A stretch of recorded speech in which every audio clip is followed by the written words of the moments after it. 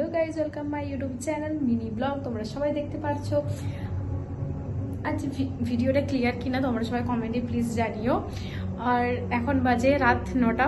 দিদি কাজে গিয়েছে। হ্যাঁ, আমি এখন বাড়িতে আছি। রুমের অবস্থা প্রচণ্ড খারাপ। চলো রুমটা আমি একটু আগিয়ে নিই, তোমাদেরকে আমি সেই ভিডিওটা শেয়ার করি। Okay bye.